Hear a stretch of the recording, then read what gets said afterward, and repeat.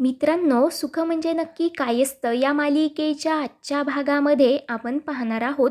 माई म्हणतात, जयदीप हे बघ, आज थोरल्या सुनबाईंचा वाढदिवस आहे आणि आपण सर्वजण मिळून तो साजरा करूयात.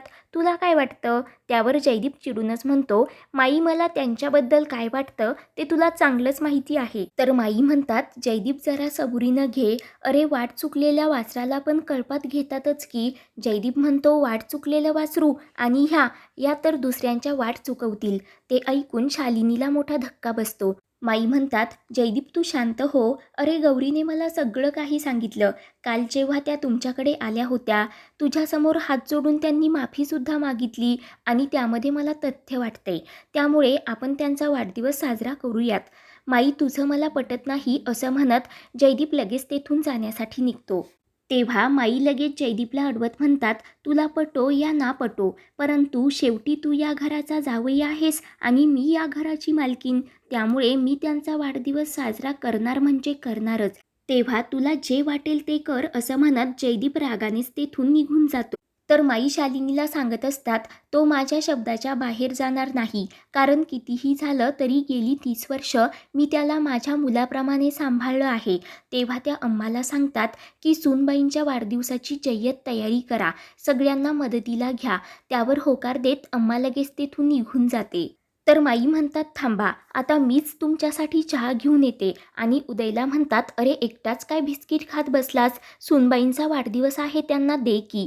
तेव्हा उदय आणि देवकी शालिनी भोवती हॅपी बर्थडे टू यू असं म्हणत मूर्खासारखं नाचू लागतात. शालिनी खूप खुश असते. त्यानंतर शालिनी रूममध्ये असते तर उदय तिला म्हणत असतो की शिर्के पाटलांच्या वाड्यामध्ये चक्क तुमचा वाढदिवस साजरा होणार. आता बघाच मी कशी तयारी करतो ते. त्याच वेळेला रेणुका तिथे येते. ती म्हणते, मी हे काय ऐकते? आज सूर्य पश्चिमेकडून उगवला की पूर्वेकडून? कारण शालिनी वहिनीचा वाढदिवस आणि या वाड्यामध्ये नेमकी कमाल काय केली म्हणायची? तर शालिनी म्हणते, अहो वंस, कमाल मी नाही तर तुमच्या माईसाहेबांनी केली आहे.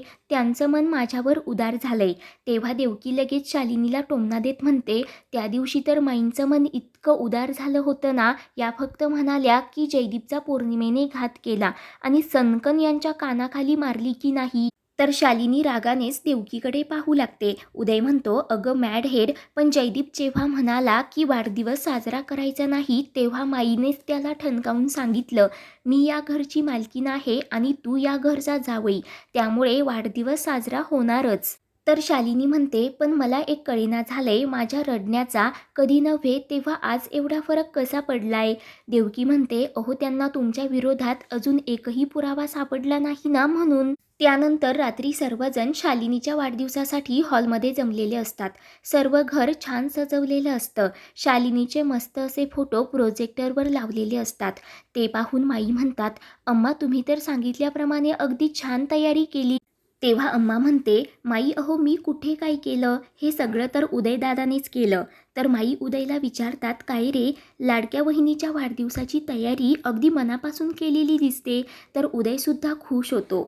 तर देवकी म्हणते, माई अहो जयदीप भाऊजींनी तर एवढी मोठी स्क्रीनसुद्धा लावली बघा आणि त्यावर जाऊबाईंच्या वाढदिवसाचा व्हिडिओसुद्धा प्ले केलाय. त्यावर माई म्हणत असतात, हे सगळं जाऊ द्या, पण आपली बर्थडे गर्ल कुठे आहे? तेव्हा देवकी म्हणते, माई अहो तुम्ही त्यांचा वाढदिवस साजरा करणार ना, म्हणून त्या आता डबल मेकअप करत आहेत.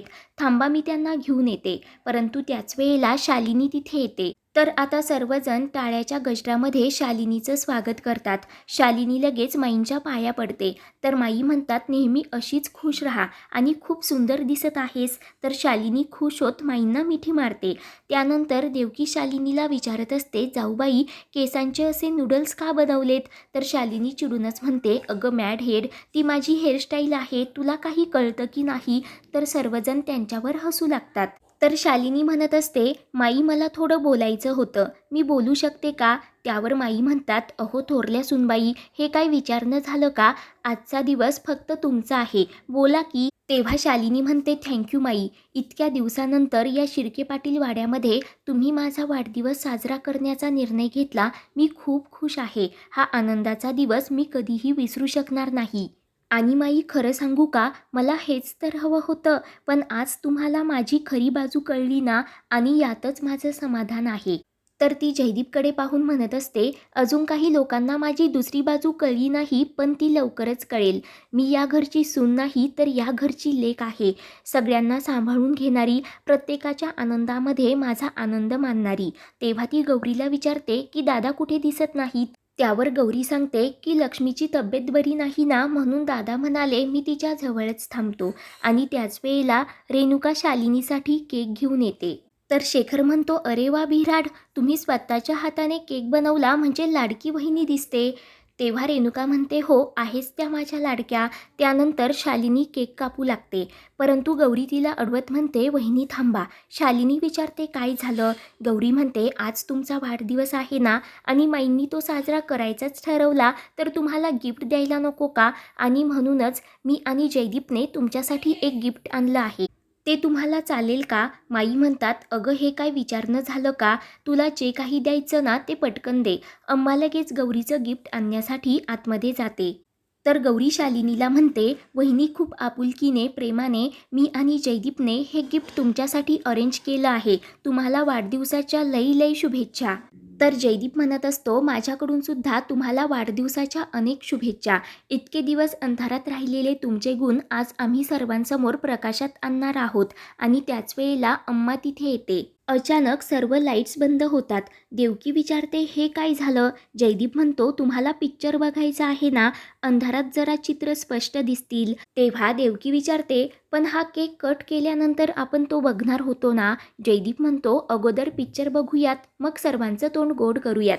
आणि तो शेखरदाजींना लगेच इशारा करतो. तेव्हा प्रोजेक्टरवर तो व्हिडिओ चालू होतो, ज्यामध्ये चिंतन बाबा शालिनीला म्हणतो की माझ्या केमिकल फॉर्म्युल्यामुळे तुझा नवरा तुझ्या हातातील बाहुला बनला आहे. तो जयदीपसुद्धा वेडा झाला होता. त्याने देवीला घराबाहेर काढलं होतं. आणि आत्तापर्यंत त्यांच्यावर जी काही संकटे आली ना, ती फक्त आपल्या दोघांमुळेच. तेव्हा चिंतन आणि शालिनीने त्या व्हिडिओमध्ये आपल्या कर्माची सर्व गुन्हे आता कबूल केलेले असतात. आणि तो व्हिडिओ पाहून सर्वांच्याच पायाखालची जमीन हादरते. हा सर्व गौरी, जयदीप आणि माईंचा प्लॅन असतो. तर इकडे पुराव्यासहित आपला खरा चेहरा समोर येताच शालिनी खूप घाबरलेली असते. माई म्हणतात, वा वा, तुमच्यात किती गुण दडलेले आहेत हे बघून तर माझ्या डोळ्याचे पारणेच फिटले बघा. तेव्हा शालिनी नाटक करत रडतच म्हणू लागते की हे सगळं खोटं आहे. जयदीप आणि गौरीचा हा सगळा डाव आहे. मी असं काही केलंच नाही. तर गौरी मोठ्यानेच ओढून म्हणते, कारस्थान तुम्ही केलंत आणि त्याचा हा कबुली जबाब होता तो मी स्वतः रेकॉर्ड केलाय. कारण शालिनी जेव्हा मध्यरात्री चिंतनबाबांना भेटण्यासाठी गेलेली असते, तेव्हाच गौरीने तिचा पाठलाग करून हा व्हिडिओ शूट केलेला असतो.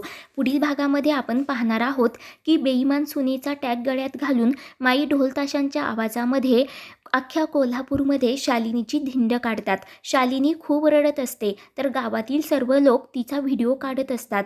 पुढील भागांच्या अपडेट्ससाठी चॅनलला सबस्क्राईब करा.